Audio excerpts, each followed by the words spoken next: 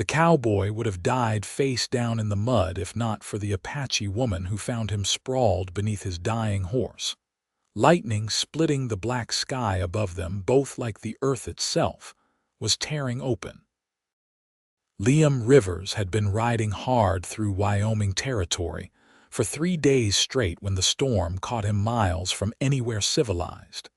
And now, his mount had stumbled in a wash turned suddenly to raging water, throwing him clear but breaking its own leg in the process. He had done what needed doing with his pistol, then collapsed as the fever that had been building in him for days finally won. The rain came down in sheets so thick he could barely breathe, and somewhere in the confusion of thunder and delirium, he felt hands on him, strong and sure, dragging him away from the rising water. When consciousness returned, it came in fragments. Warmth first, blessed warmth after the cold that had seeped into his bones. Then the smell of sage smoke and wet leather. His eyes opened to firelight dancing on rock walls, and he understood he was in a cave of some kind.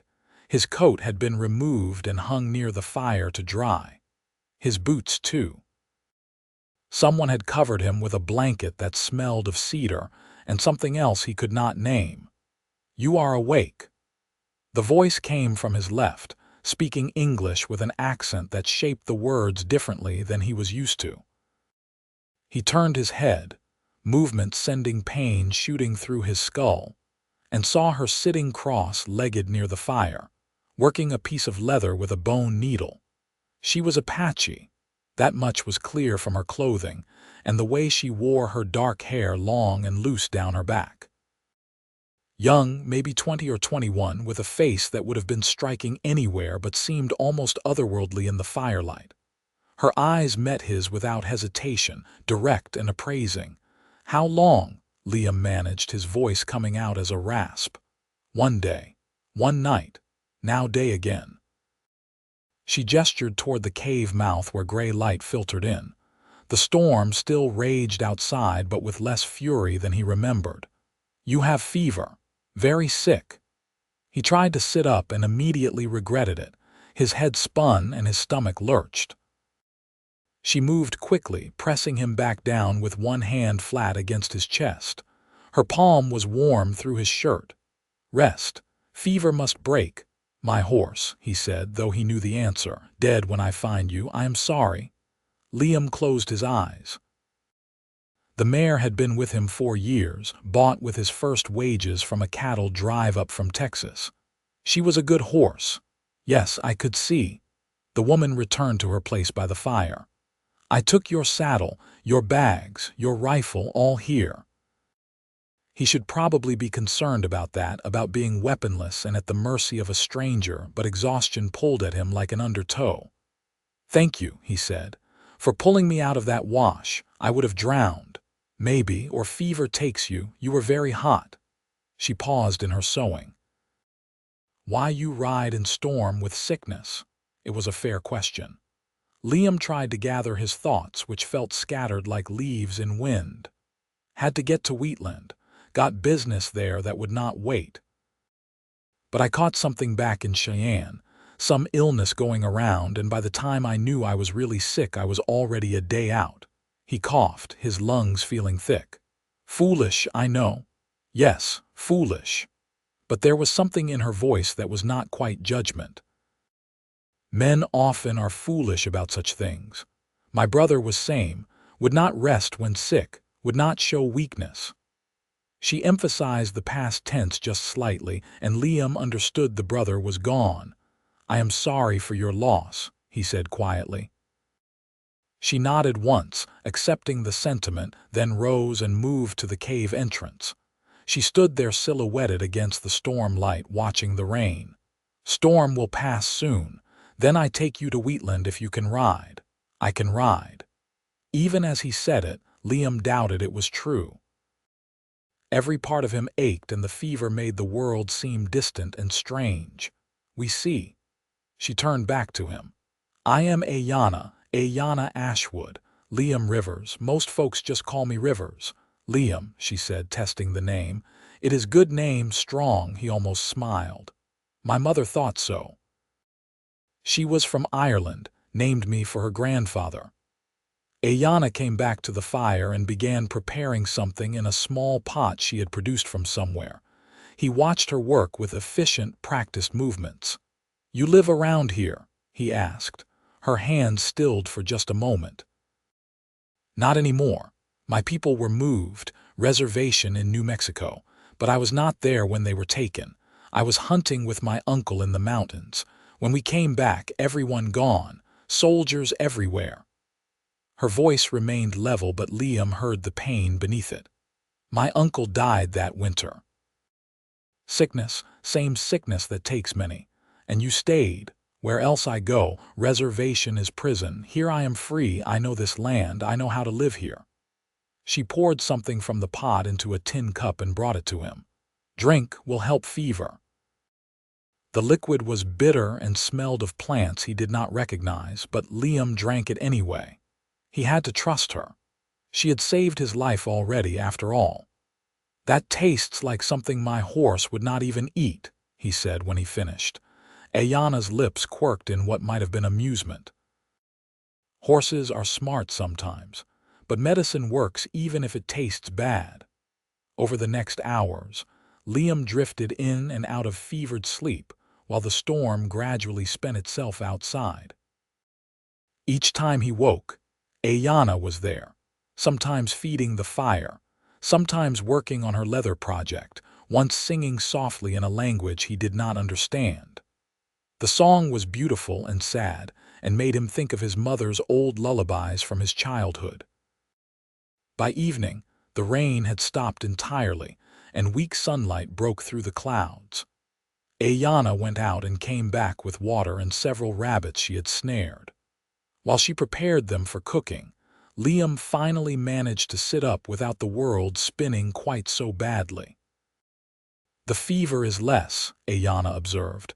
"Medicine is working. What was in that brew you gave me? Better you not know. White men have different names for plants. You would not understand anyway." She had a point.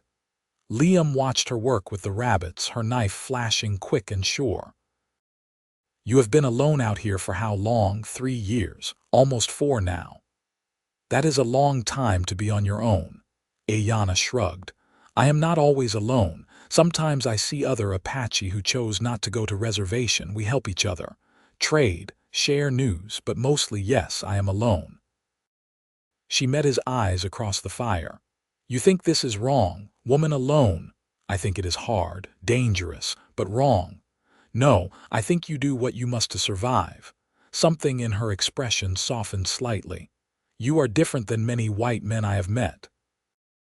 They do not think Apache women should choose anything. I have known my share of hard women who did what needed doing. My mother crossed an ocean alone with 3 children to get to America. She built a life when my father died and left her with nothing but debt. Never thought women were weak after seeing what she could do. She sounds strong. She was. Died 5 years ago, cholera." "I am sorry." Aiyana set the rabbits on a spit over the fire. "Family loss is hard loss." They sat in companionable silence while the meat cooked. Liam felt strength returning to him slowly, like water filling a dry creek bed. The medicine had indeed helped, whatever it contained. His head was clearer and the bone-deep ache had faded to something manageable. "Why you need to reach Wheatland so badly?" Aiyana asked eventually. "What business is worth riding through storm with fever?" Liam hesitated, then decided she had earned honesty. "I am supposed to meet my brother there. He sent word 6 weeks ago that he had bought land, was starting a ranch, wanted my help. It has been 3 years since I saw him last. He is all the family I have left." "So you ride through storm sick because family waits?" Aiyana nodded. "This I understand. Family is everything. You miss yours, your people on the reservation. Every day." She turned the spit. "But I cannot go there, cannot live in that cage. My mother would understand. She taught me to be free." They ate when the rabbit was done. and it was the best meal Liam could remember having in weeks. Maybe it was the fever breaking, or maybe it was the company, but the food seemed to restore him in ways beyond just filling his belly. That night, Aiyana fashioned a second sleeping area for herself on the opposite side of the fire, giving them both space and warmth. Before she lay down, she checked his forehead with her hand, a gesture so natural and unstudied that it made Liam's chest tighten with something he could not name. "Fever is almost gone," she pronounced. "Tomorrow we can travel if you feel strong enough. I will be ready." "We see," she said again with that same knowing tone. Then she wrapped herself in her blanket and was asleep within minutes, the way people who lived close to the land could do, taking rest when it was available. Liam lay awake longer, watching the fire shadows dance on the cave ceiling and thinking about the woman who had saved him. There was something remarkable about her, beyond just her beauty or her competence. A kind of self-possession he rarely saw in anyone, man or woman. She had chosen a hard path but walked it with her head high. He found himself respecting that deeply. Morning came clear and cold, the storm having washed the world clean. Aiyana was up before dawn, already checking her snares and gathering their things.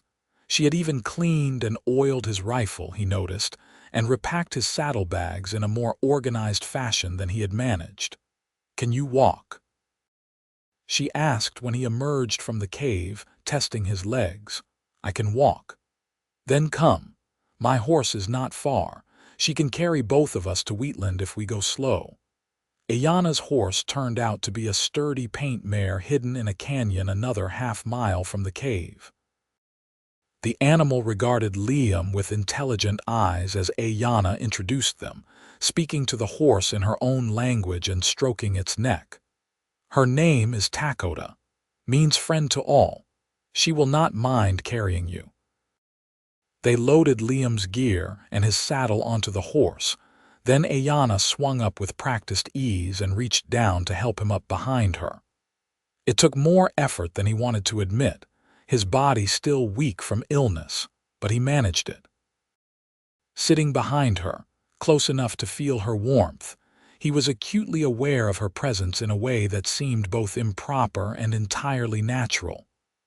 "Hold on," Aiyana said, and urged the horse forward. They rode slowly, picking their way along trails only Aiyana seemed to see, heading generally northeast toward Wheatland. The spring landscape of Wyoming territory was beautiful in the aftermath of the storm, all fresh greens and flowing water. Liam found himself noticing things he usually rode past without seeing. The way the light caught in the wet grass, the sound of meadowlarks calling, the smell of sage after rain. Or maybe it was not the storm that made him notice these things. Maybe it was the woman guiding the horse with such casual skill, pointing out landmarks and telling him what she knew of the country they passed through. She knew everything, where to find water, which plants were edible, where game would bed down. This was her land in a way it would never be his, no matter how many years he spent here. Around midday, they stopped to rest the horse and eat some of the dried meat Aiyana carried in her pack. They sat on rocks overlooking a small valley where a herd of pronghorn grazed in the distance. "How much farther to Wheatland?" Liam asked. "If we ride steady, we reach it before dark, but only if you can manage. You still look pale." "I can manage." Aiyana studied him with those direct eyes. "You are stubborn man, Liam Rivers. I have been told that before. It is not always bad thing, but sometimes it is." She handed him the water skin. "What will you do when you find your brother?" "Build this ranch." "That is the plan. If he has not drunk away all his money or gambled it by now. Lucas always had a wild streak." "But you came anyway, even not knowing. He is my brother, and I am ready to settle somewhere. Tired of moving from job to job, place to place. 28 years old and I have nothing to show for it but a saddle and some worn clothes." You have skills.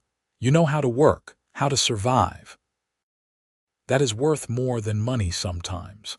Liam considered that. Maybe you are right, but I would still like a piece of land to call my own, place to build something that lasts. This I understand. Aiyana gazed out over the valley. I have my places. Places that are mine even if white men do not think so. Places where my people walked and hunted and lived for many generations. That is what I have built that lasts. Memory, knowledge, connection. That is worth something too, Liam said quietly. She turned to look at him, something shifting in her expression. You are strange, white man, Liam Rivers. You say things I do not expect. Is that good or bad? The corner of her mouth lifted. I have not decided yet. They rode on through the afternoon, and as they traveled, Aiyana began to tell him stories. Stories of her people, of the land before the soldiers came, of her childhood learning to hunt with her father and prepare medicine plants with her mother. Her voice was musical when she spoke her own language, which she sometimes did when she could not find the English words for something. Liam found himself telling her his own stories in return. About growing up poor in Philadelphia, about his mother's strength after his father's death, about coming west when he was 18 with nothing but dreams and determination, about learning to cowboy on ranches in Texas, about cattle drives up to Kansas, about winters spent breaking horses and summers riding fence lines. You have done much for 28 years, Aiyana said. So have you. Surviving alone for nearly 4 years. That is no small thing. Surviving is not same as living. No, it is not. They both fell silent at that, contemplating the difference. As the sun began to sink toward the western horizon, the shapes of buildings appeared ahead on the plains. Wheatland was not a large town, maybe 300 people, built where the little Laramie River provided reliable water. Liam could make out the main street, the church steeple, the outline of corrals and stock pens at the edge of town. Aiyana reined in the horse while they were still a mile out. I leave you here. Liam felt a sudden reluctance he had not expected. Why, you rode all this way. Town is not safe for me. People see Apache woman, they think trouble. They ask questions I cannot answer without lying or being taken. Better I stay away. But you need supplies. Food. I could buy things for you, pay you back for saving my life. Aiyana shook her head. You owe me nothing. I helped you because you needed help. That is what people should do. Come with me anyway. At least let me buy you a real meal. One hot meal before you ride back. She was quiet for a long moment, and Liam held his breath without quite knowing why her answer mattered so much. Finally, she said, One meal. But if there is trouble, I leave quick. You understand? I understand. They rode into Wheatland together as the light turned gold and long shadows stretched across the dusty street. People stopped to stare at them, at the Apache woman and the cowboy riding double on the paint horse. Liam could feel the weight of those stares, the suspicion and curiosity mixed together. He found himself sitting straighter, meeting their eyes with a level gaze that dared them to say something. Aiyana guided Takoda to the livery stable, where an old-timer with a tobacco-stained beard looked them over with shrewd eyes. Need to board my horse, Aiyana said in English that was perfectly clear even with her accent. For one night. $50, the old man said. In advance. Liam swung down and pulled coins from his pocket before Aiyana could protest. For the horse. And is there a Lucas Rivers in town? Supposed to be buying land around here. The old man took the coins and pocketed them. Rivers. Yeah, I know him. Bought the old Harrison place north of here. Comes to town maybe once a week for supplies and such. Was here yesterday, actually. Might still be at the hotel. Relief flooded through Liam. His brother was here, was actually doing what he said he would. Much obliged. They walked Takoda into the stable together, Aiyana murmuring to the horse in her language while she unsaddled her. The intimacy of it, working side by side in the dusty quiet of the barn with evening light slanting through the boards, felt right in a way Liam could not explain. "Where is this hotel?" Aiyana asked when they finished. "Main Street. But first, that meal I promised." The only restaurant in Wheatland was attached to the hotel, a simple room with a dozen tables and the smell of fried meat and coffee hanging in the air. Every conversation stopped when they walked in together. Liam felt Aiyana tense beside him, but she kept her chin up, her face calm. A heavy-set woman approached them, wiping her hands on her apron. Her eyes went from Liam to Aiyana and back again. "Help you? 2 dinners. Whatever you have that is hot. We have stew, biscuits, coffee. That will do fine." The woman hesitated, her gaze lingering on Aiyana with poorly disguised disapproval. "We do not usually serve Indians in here." Liam felt anger spike hot in his chest. "Then maybe you should start. Her money is as good as anyone's. Better, since she saved my life out in that storm 2 days ago. I would be dead if not for her." Several men at nearby tables had turned to watch the exchange. The woman seemed to calculate whether making trouble was worth it. Finally, she jerked her head toward a table in the back corner. "Sit there, then. I will bring your food." The stew, when it came, was watery and the biscuits were hard, but it was hot, and there was plenty of it. Aiyana ate with neat efficiency, seeming unbothered by the stares and whispers around them. Liam tried to match her composure, but inside he was seething at the treatment. "I am sorry," he said quietly. "People can be cruel. I know what I am to them. It does not surprise me." She met his eyes. "But thank you for standing up. Not many would. It is the right thing, basic human decency. Right thing is not always what people do." Before Liam could respond, a voice called out from across the room. "Rivers. Liam Rivers, is that really you?" Liam turned to see a man standing from one of the tables, tall and broad-shouldered with sandy hair and a grin that was achingly familiar. Lucas Rivers had put on maybe 20 pounds since Liam had last seen him, and the lines around his eyes had deepened. But he was unmistakably the little brother who had followed Liam everywhere as a child. "Lucas." Liam stood and found himself pulled into a crushing hug that made his still weak body protest. "I got worried when you did not show up 3 days ago," Lucas said, clapping him on the back. "Thought maybe you had changed your mind about coming. I caught sick in Cheyenne, got caught in that storm. I would have died if not for her." Liam gestured to Aiyana, who had risen from her seat, standing quiet and watchful. "Aiyana Ashwood. She pulled me out of a flash flood and nursed me through the fever." Lucas's expression changed as he took in Aiyana fully for the first time. Something passed over his face, surprise and calculation and something else.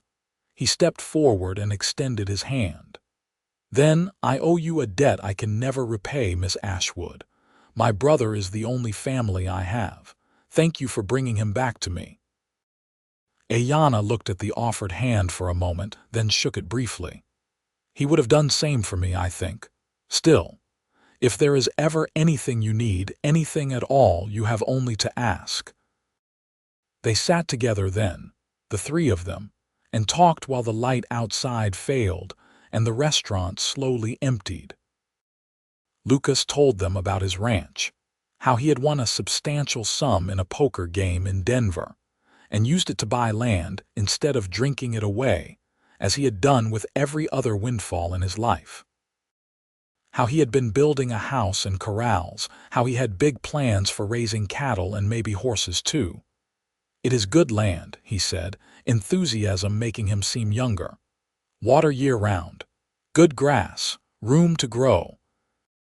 I have been doing it alone so far, but with you here, Liam, we can really make something of it." "That is what I came for," Liam said. "To build something that lasts." Lucas turned to Aiyana. What about you, Miss Ashwood? Where are you from? Do you have family around here? Aiyana's expression became guarded. My people were moved south. I chose to stay. Understanding dawned on Lucas's face, but to his credit, he only nodded. Well, you are welcome at our place anytime. As thanks for saving my brother and because any friend of Liam's is a friend of mine. That is kind, Aiyana said carefully, but I do not think I will visit. Town people do not like Apache woman. Better I stay away. The ranch is not town. It is my land and I say who is welcome on it. Lucas's voice was firm. You need supplies, place to rest when weather is bad. You come find us. I mean that. Aiyana studied him for a long moment, then nodded slowly. I will remember. They talked longer until the restaurant owner made it clear she wanted to close for the night. Outside in the darkness of the street, lit by scattered pools of lamplight from windows, the three of them stood together in awkward parting. You heading back tonight? Liam asked Aiyana. Yes, better to travel in dark anyway. Less people see me. At least take some supplies. Lucas dug in his pocket and produced a handful of coins.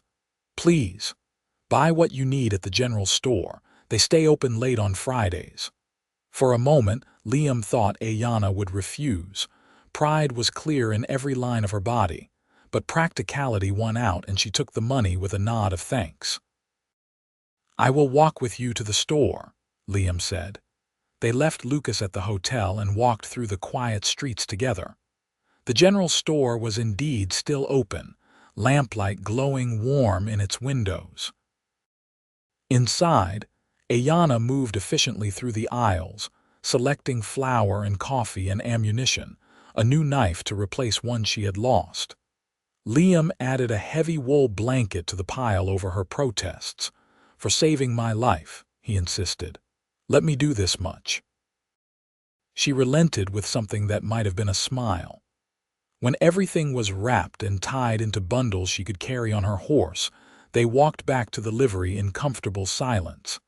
At the stable, she saddled Takoda herself and secured the supplies.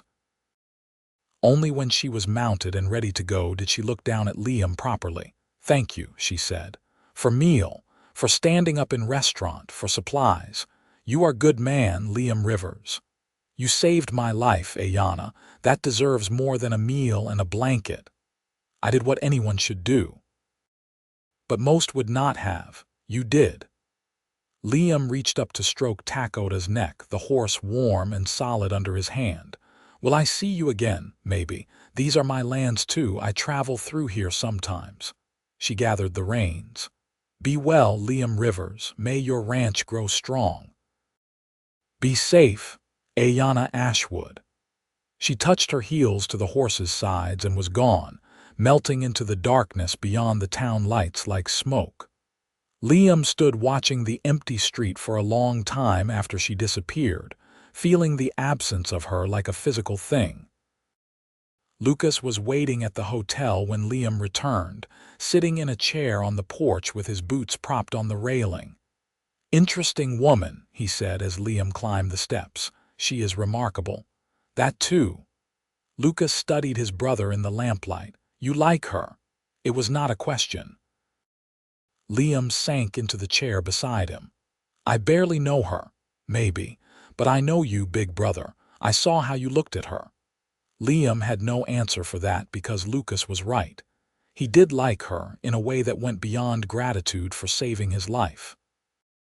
There was something about Aiyana that called to him, her strength and independence, the way she moved through the world with such certainty, even though that world had given her every reason to surrender. It does not matter, he said finally. She lives out there. I am going to be building a ranch with you. Our paths crossed for a moment, that is all. If you say so. Lucas did not sound convinced. Come on, I have a room. You look like you need to sleep for about 3 days straight. Over the next weeks, Liam threw himself into the work of building the ranch. The property Lucas had bought was indeed good land, maybe 1,000 acres of rolling grassland with a year-round creek, and stands of cottonwood that provided shade and windbreaks. The house was half-finished, a simple structure of rough lumber that would be expanded as money allowed. There were corrals to build, fences to string, a barn to raise. They worked from dawn to dusk, just the two of them, falling into their beds exhausted each night. Lucas proved to be a harder worker than Liam had expected, having finally found something he cared enough about to put real effort into. They fell into old patterns of partnership that went back to their boyhood, anticipating each other's movements, developing a rhythm. But even as Liam worked, even as the ranch took shape around them, he found his thoughts returning again and again to Aiyana. He wondered where she was, if she was safe, if she thought of him at all. Several times he caught himself scanning the horizon as if he might glimpse her riding across the grasslands. It was foolish, he told himself. She had her life and he had his, and there was no reason to think their paths would cross again. Then one afternoon in late May, nearly a month after he had arrived in Wheatland, Liam was working on the corral when he saw a rider approaching from the south. He knew it was her before he could make out any details, something in the way horse and rider moved together. His heart kicked against his ribs. Aiyana rode up to the half-built fence line and stopped, taking in the work they had done with an appraising eye. She looked exactly as he remembered, her hair loose and shining in the sunlight, her dark eyes missing nothing. "You have been busy," she said by way of greeting. "Building a ranch is a lot of work." Liam set down his hammer and walked over, acutely aware of the sweat staining his shirt and the dust coating him. "It is good to see you. And you?" She swung down from Takoda with that easy grace. "I was passing through, thought I would see how you were doing." Just passing through. Liam could not keep the skepticism from his voice. The corner of her mouth lifted. "Maybe I rode a little out of my way. I am glad you did." Lucas emerged from the house then, calling out a greeting when he saw Aiyana.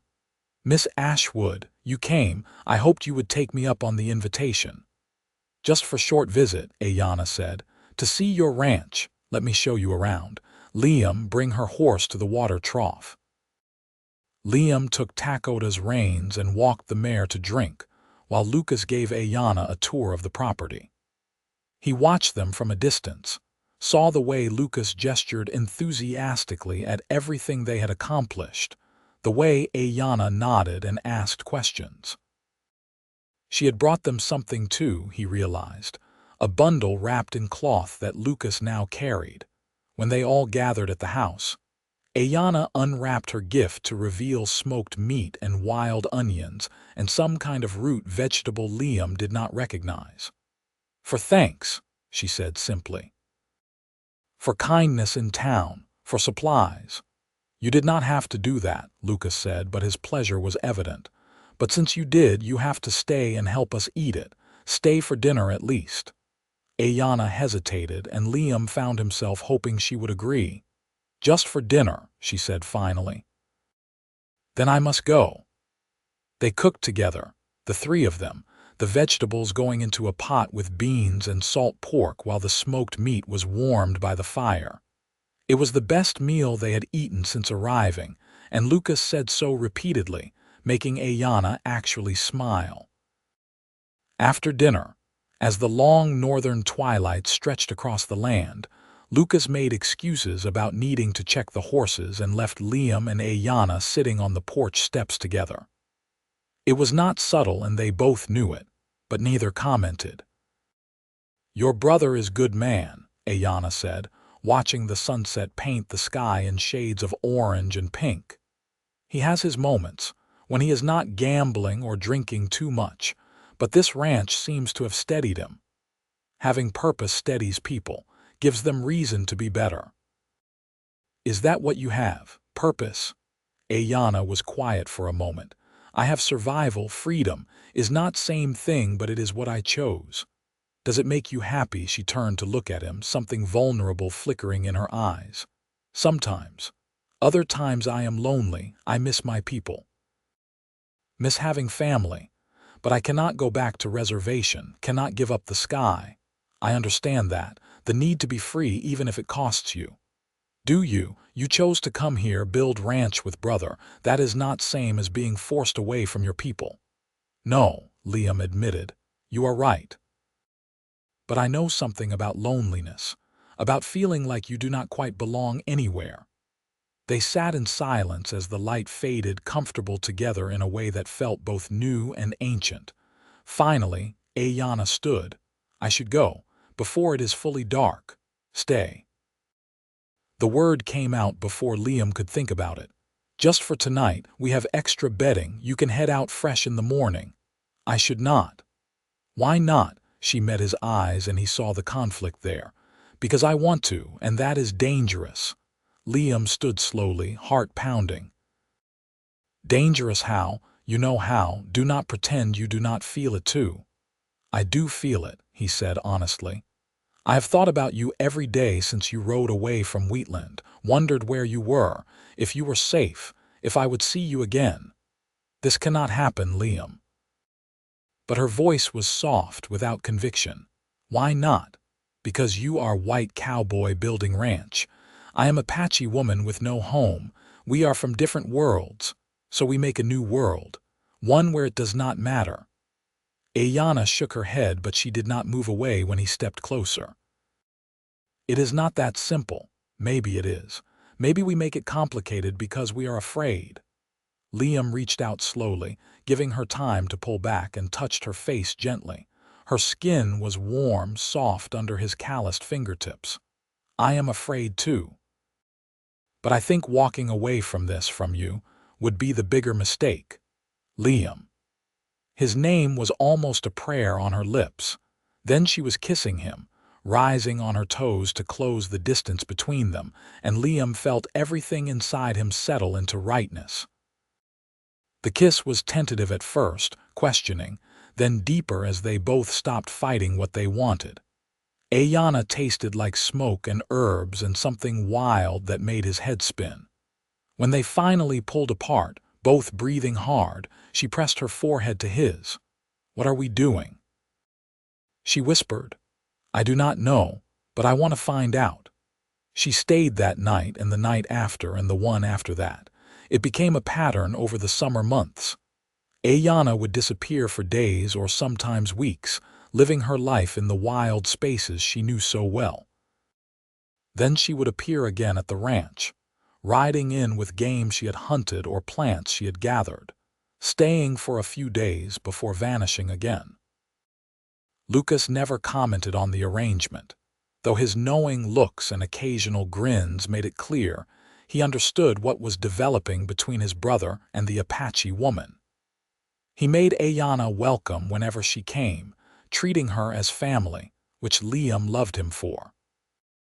During the times Aiyana was at the ranch, she and Liam fell into an easy partnership. She taught him which plants were medicinal and which were good to eat, how to move quietly through the brush, how to read the weather in the clouds and the behavior of animals.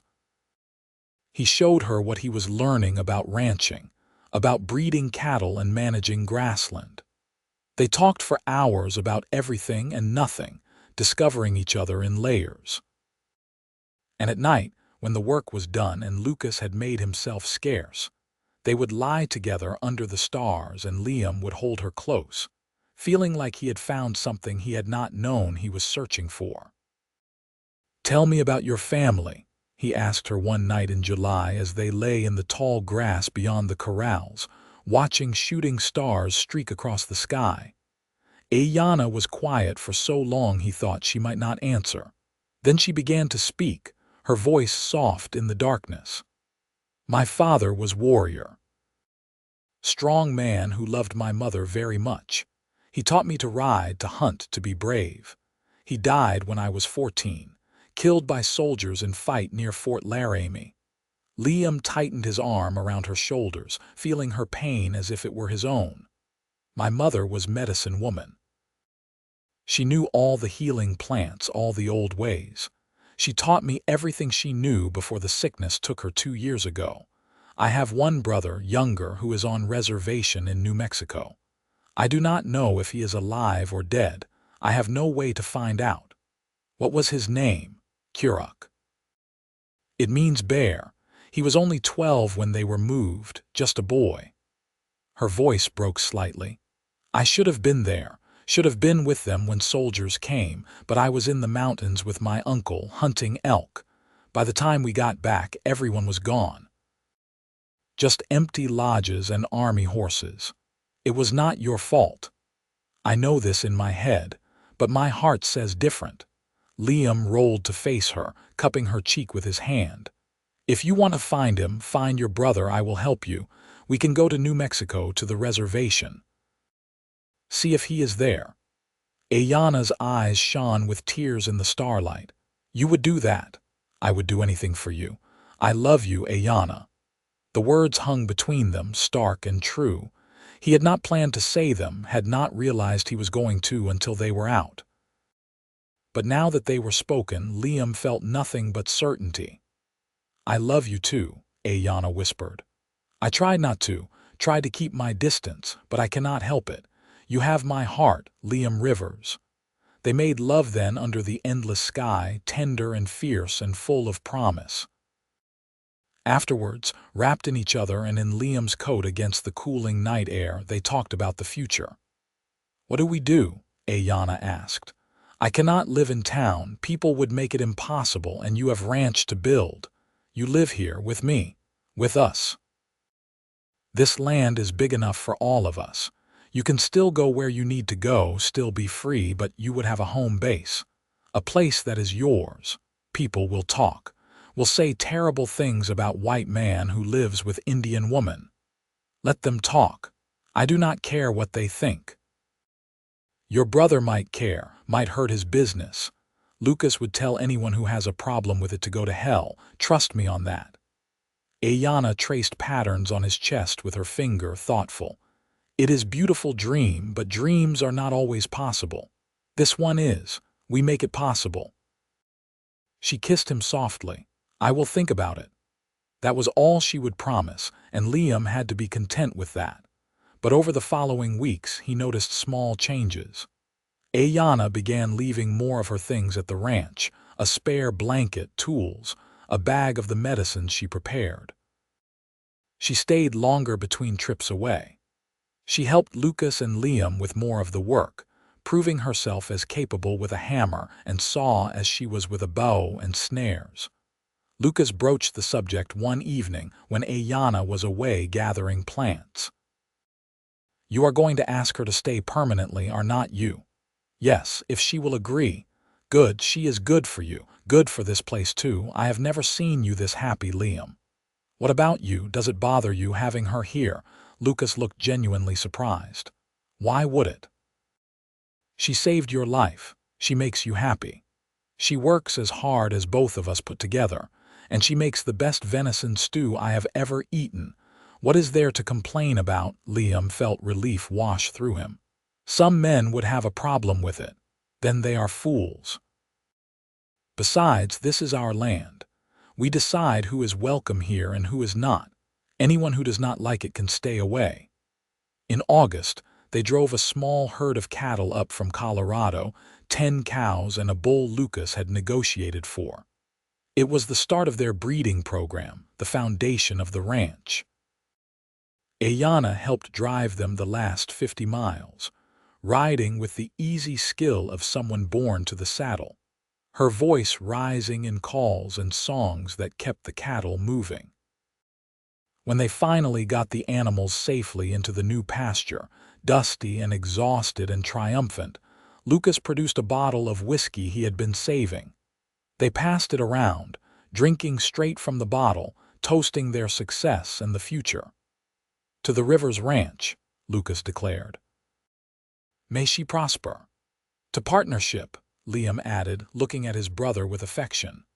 To home, Aiyana said quietly, and both brothers heard the weight in those words.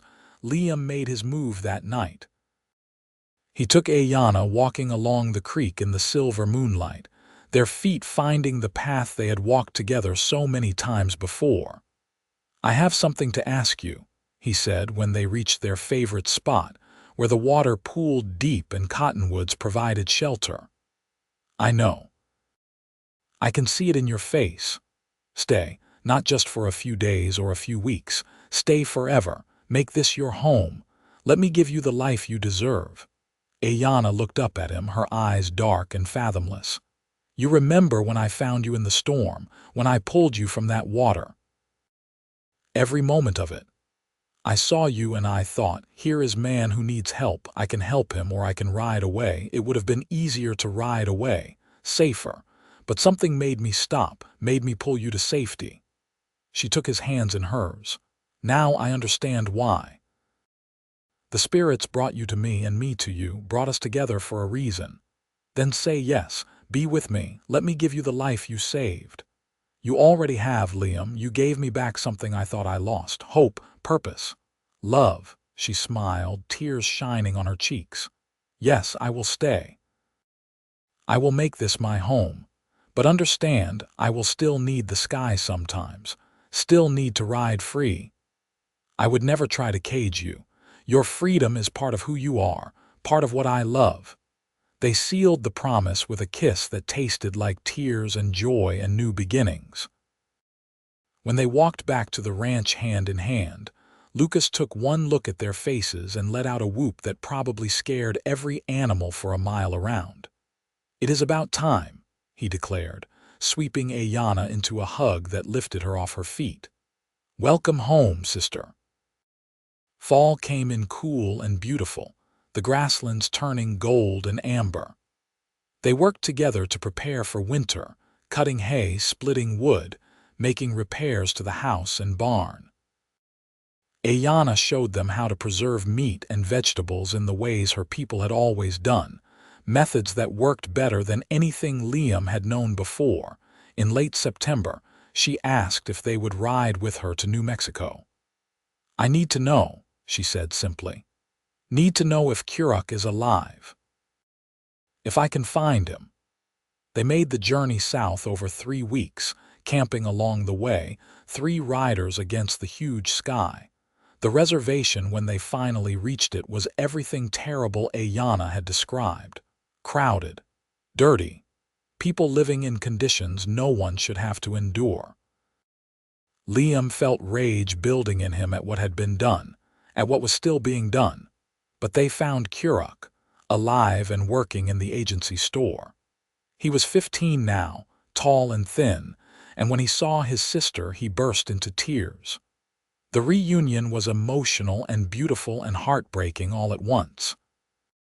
Kuruk told them about the forced march, about the people who had died along the way, about the hardships of reservation life.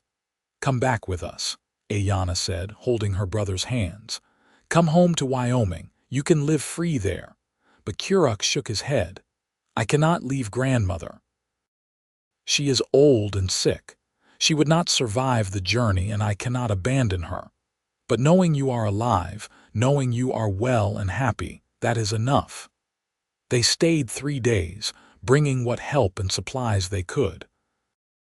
Liam used some of his savings to buy better food and medicine from the agency store. It was a drop in an ocean of need, but it was what he could do. The ride back north was quiet, Aiyana grieving for her brother trapped in that terrible place. But she was also lighter somehow, as if seeing him alive had lifted a weight from her soul. "Thank you," she said to Liam as they made camp one night in southern Colorado, "for taking me to him, for helping him, for understanding why I had to go. He is your family. Of course we would go." Winter settled over Wyoming in November with snow and cold winds. But inside the ranch house, it was warm, with good food and good company. Aiyana taught Lucas to make medicines for common ailments. Lucas taught Aiyana to read English better, sitting with her by lamplight going over newspapers and books.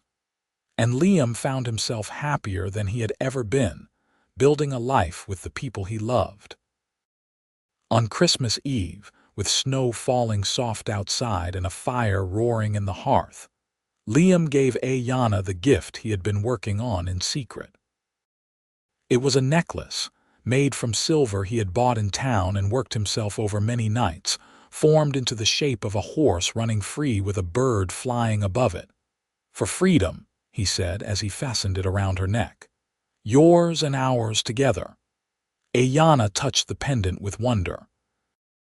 Then she gave him her gift, a knife she had made with her own hands, the handle carved from elk antler and etched with symbols that meant protection and love. "So you will always be safe," she said, "and always know you are loved." Lucas gave them both his blessing and a bottle of truly terrible wine that made them all laugh. They sat up late into the night, the three of them, talking and laughing and making plans for the spring. In February, during a warm spell that melted the snow temporarily, a man rode up to the ranch. He was well dressed, clearly from town, and carried himself with the air of someone used to being important. Lucas and Liam met him in the yard, Aiyana hanging back but watchful. "I am Thomas Weatherby," the man announced. "I represent several businessmen in Wheatland who are interested in purchasing your property." "Not interested in selling," Lucas said flatly. "You have not heard my offer yet. We would pay well above market value, $5,000 for the land and improvements." It was a substantial sum, more than the ranch was probably worth. Liam felt suspicion curl in his gut. "Why?" he asked. "Why pay so much?" Weatherby's eyes flicked to Aiyana, then away.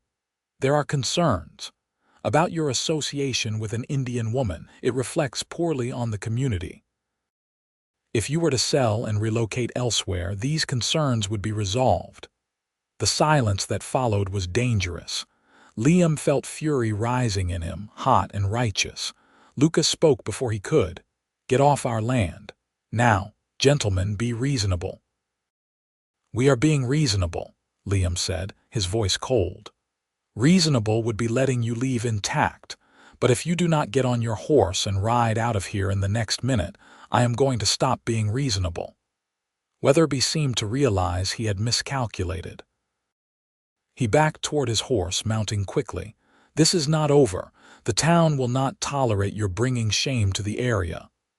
"The only shame is what people like you represent," Lucas shot back. "Now get out." They watched him ride away, tension vibrating through all of them. Aiyana came to stand beside Liam, slipping her hand into his. "Maybe I should leave. Go back to living in the wild. I do not want to cause trouble for you and Lucas." "No." Liam turned to face her, cupping her face in both hands. "This is your home. You are not leaving. If those people in town have a problem with us, that is their problem, not ours. We did nothing wrong. We are not going to be driven out or shamed into hiding." "He is right," Lucas added. "You are family, Aiyana. We stand together. Let them try to run us off. They will find out what River's men are made of." But the incident left them all uneasy. Over the following weeks, they began to notice problems. Supplies ordered from town would be delayed or wrong. When they sold beef to the army fort, they were offered insultingly low prices. Fences were cut, letting their cattle wander. Small acts of sabotage and harassment that added up. Through it all, they persevered. They found suppliers in other towns. They fixed what was broken and guarded what they had. Aiyana remained at the ranch, working alongside them, refusing to be intimidated. And slowly, grudgingly, some of the hostility began to ease. It helped that they were good neighbors.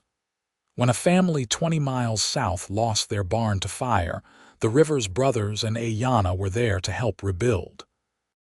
When sickness swept through town that spring, Aiyana's medicines saved lives, including the child of one of the men who had wanted them gone.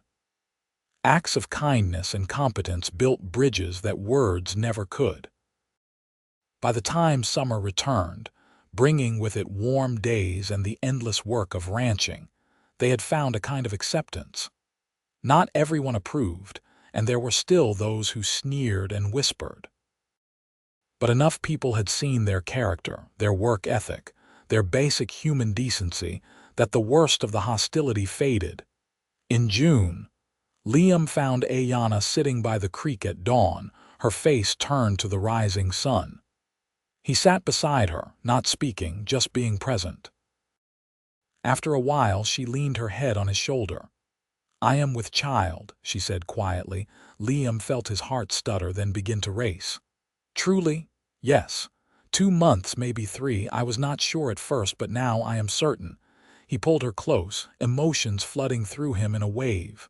Joy, fear, wonder. "How do you feel about it? Scared? Happy? Both?" She looked up at him. "This changes things. A child will tie me here more than choosing to stay ever could. Do you regret it? Regret us?" "No, never." Her hand went to her still flat belly. "This baby is gift. Proof that something good can come from all the pain and loss. New life when so much has been taken. Then we will build that life together. You and me and our child, and Lucas, until he finds someone of his own." Aiyana smiled at that. "Your brother should find a woman. He is too good a man to be alone. Tell him that. He keeps saying he is too busy with the ranch."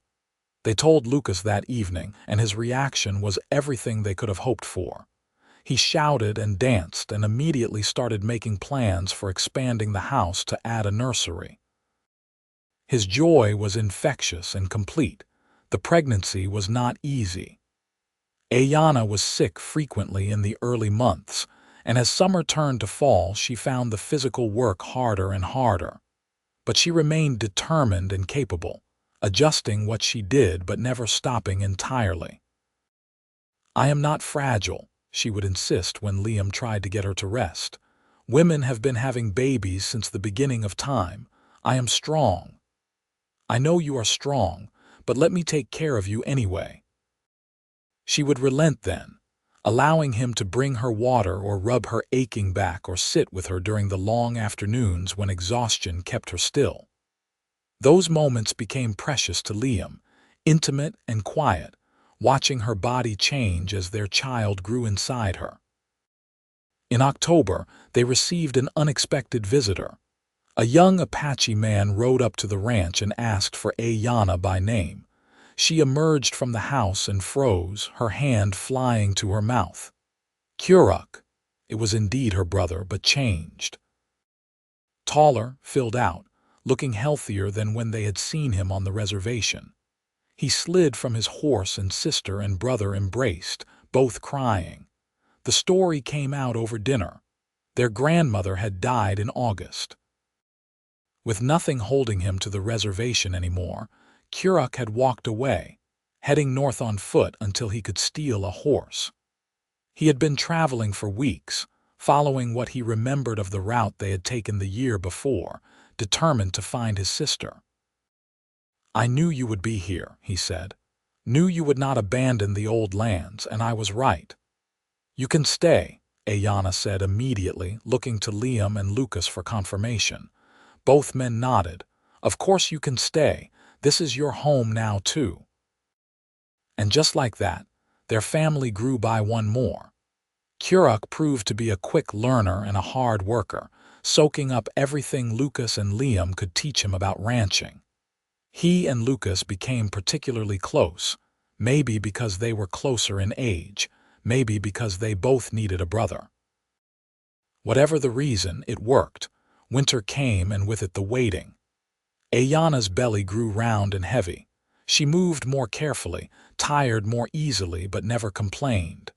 Liam found himself watching her constantly, marveling at the miracle of the life they had created together.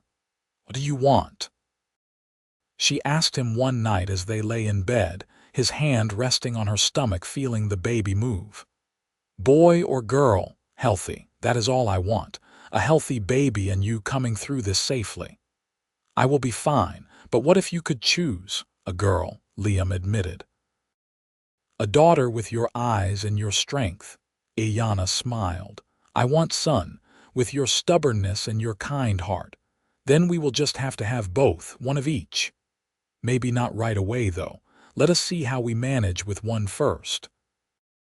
The baby came in early March during a late winter storm, snow falling thick outside while Aiyana labored through the day and into the night. Liam stayed with her, holding her hand, wiping her face, feeling helpless and terrified as she fought to bring their child into the world. Lucas and Curach paced outside, occasionally coming to the door to ask if there was anything they could do. There was not. This was something Aiyana had to do herself, and all Liam could do was be there with her. Just before midnight, as the storm began to ease, their son was born. He came out squalling and red-faced and absolutely perfect. Liam cut the cord with shaking hands while Aiyana cradled the baby to her chest, tears streaming down her face. "He is beautiful," she whispered. "Perfect, like his mother." Liam kissed her forehead, her cheeks, her lips, overwhelmed with love for both of them. They named him Michael, after Liam's father who had died when Liam was young. Michael Rivers, born in a snowstorm to an Apache mother and an Irish cowboy father, brought into the world with love and hope and promise. Lucas and Curach were allowed in to meet their nephew, both men going soft and foolish over the tiny bundle. Lucas declared himself the favorite uncle immediately, never mind that Curach was actual blood relation. Curach just laughed and said the baby could decide when he was old enough. Aiyana recovered quickly from the birth, her strength returning within days. She took to motherhood with the same competence she brought to everything else, nursing Michael and caring for him with a fierce protective love that made Liam fall in love with her all over again. Spring came, and with it the endless work of ranching, but now with the added joy of a child in the house. Michael slept in a cradle-board Aiyana made in the traditional way, hanging where she could watch him while she worked. He was a good baby, curious and alert, his eyes already starting to shift from blue to something darker. As the years passed, the Rivers Ranch prospered. The herd grew. They added buildings and improved the land. More importantly, they built a family. Curach met and married a woman from town, a widow with a young daughter, and brought them to live on the ranch in a house they built together. Lucas finally found love too, with a schoolteacher who came through Wheatland and stayed when she met the sandy-haired rancher with the easy grin. And Liam and Aiyana's family expanded as well. A daughter came 2 years after Michael, then another son 3 years after that. The house grew to accommodate them all, rooms added as needed, filled with laughter and love and the beautiful chaos of children.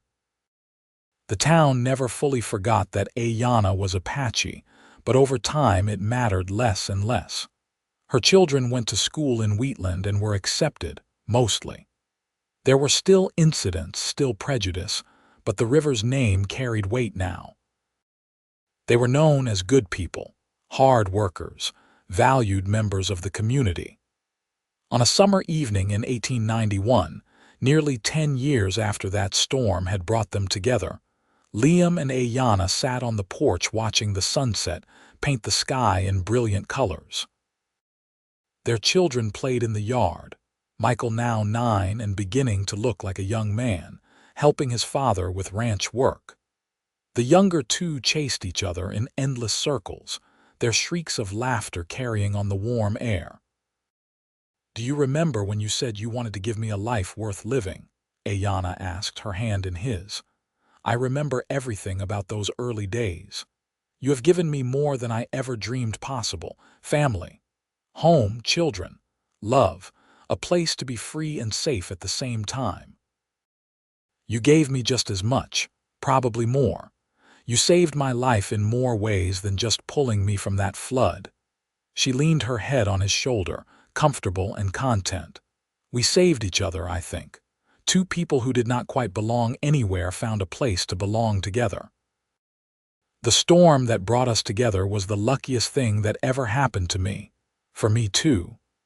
They sat in peaceful silence, watching their children play and the sun sink low, and Liam thought about the journey that had brought them here.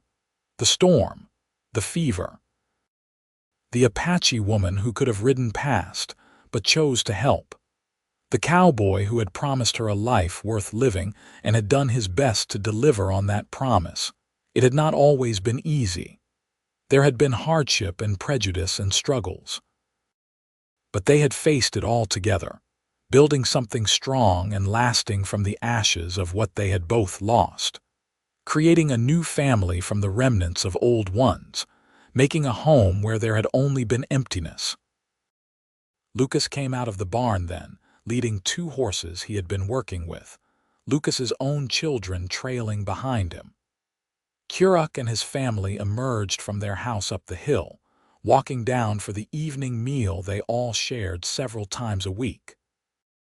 The family gathering together as the day ended, drawn by bonds of blood and choice and love. "Papa, Mama, come play," their daughter called, waving frantically. "Go," Liam said to Aiyana. "I will help get dinner ready." She kissed his cheek and went to join the children, her laughter mixing with theirs. Liam watched her go, still amazed after all these years that she had chosen him, chosen this life, that she was his partner in every way that mattered.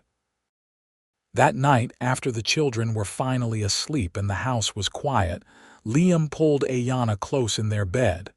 "I love you," he said, the words as true as the first time he had spoken them. "I love you too, always. Thank you for staying, for taking the chance on us. Thank you for seeing me, for seeing past what others saw and finding who I really am." They fell asleep wrapped around each other, 2 people who had found their home in the Wild West and in each other's arms. The years continued to pass, bringing changes and challenges but also joy and growth. The children grew up strong and confident, a mix of their parents' 2 worlds that made them uniquely themselves. Michael became a gifted horseman and eventually took over more and more of the ranch operations. Their daughter married a young veterinarian and stayed nearby.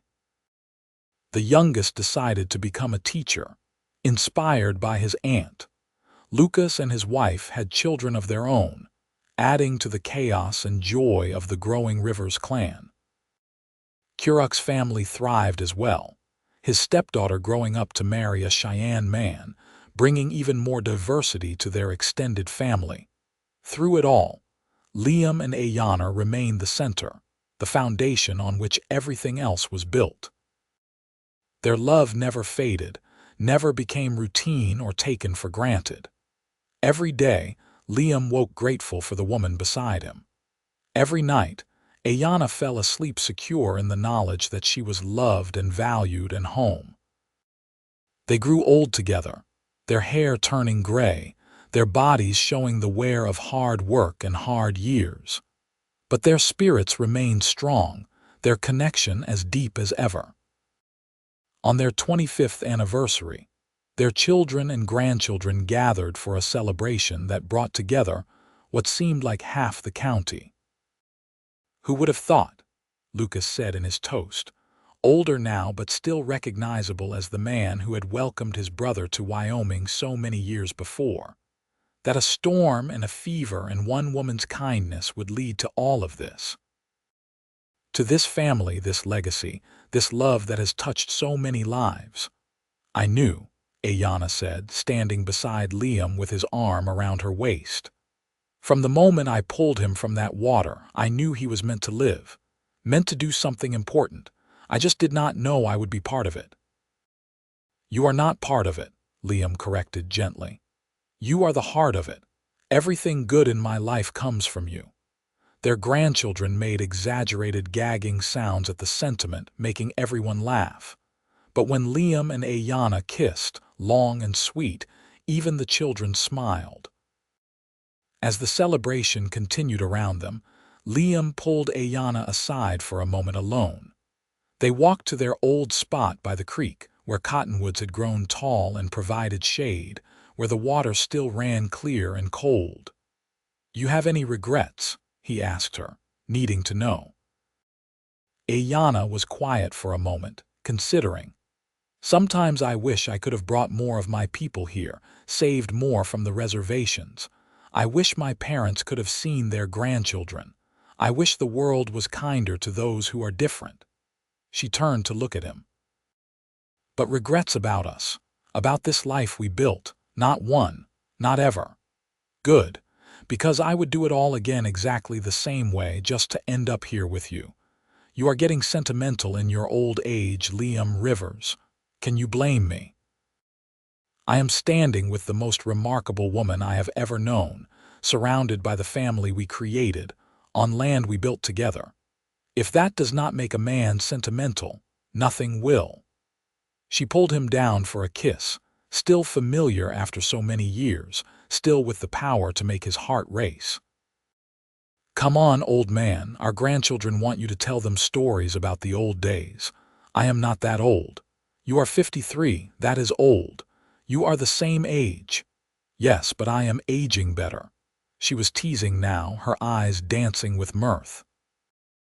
They walked back to the celebration hand in hand, ready to tell stories and share memories and celebrate the beautiful, improbable life they had built together.